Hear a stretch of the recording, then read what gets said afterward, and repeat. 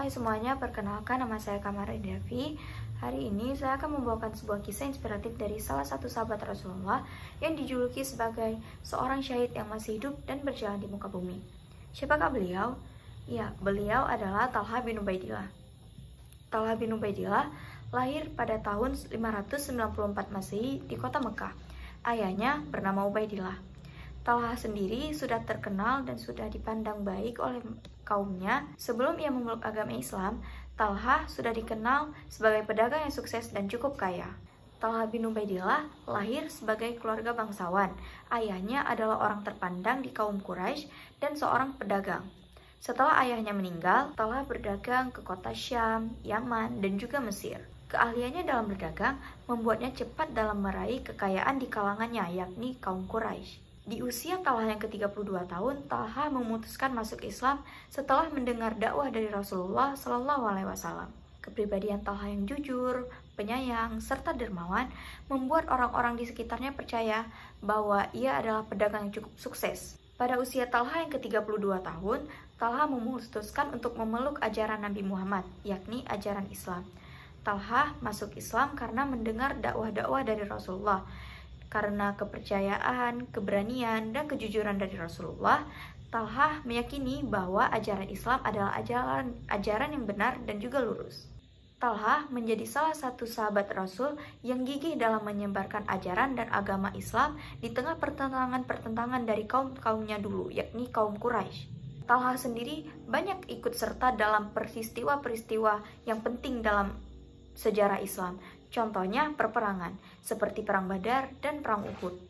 Harta-harta kekayaannya bahkan ia sumbangkan untuk melakukan perperangan tersebut. Ia rela membagikan harta bendanya kepada kaum yang membutuhkan tanpa pamrih.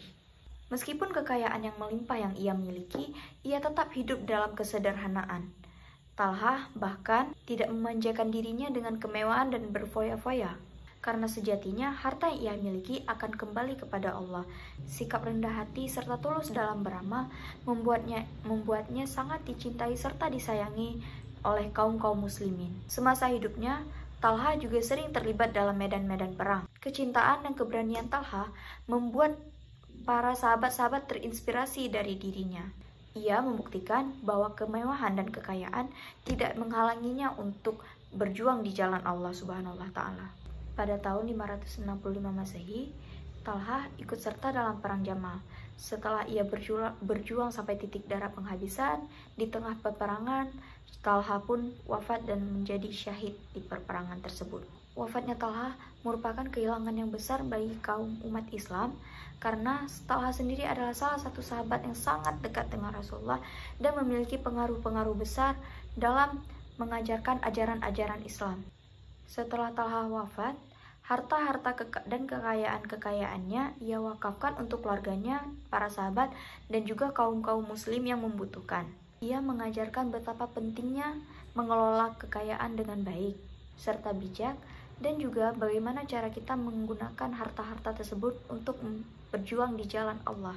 Sikap Talha yang rendah hati, serta tulus dan rela berkorban membuatnya memiliki 4 julukan, yakni ada Talha al-Khair yang artinya Talha yang berbudi baik, Talha al-Jaud, Talha yang pemurah, Talha al-Fayat artinya Talha yang dermawan, yang terakhir adalah mata elang di Uhud. Inilah kisah inspiratif dari salah satu sahabat Rasulullah yang sangat menginspirasi. Semoga kita semua juga dapat mengikuti jejak beliau. Sekian dari saya. Assalamualaikum warahmatullahi wabarakatuh.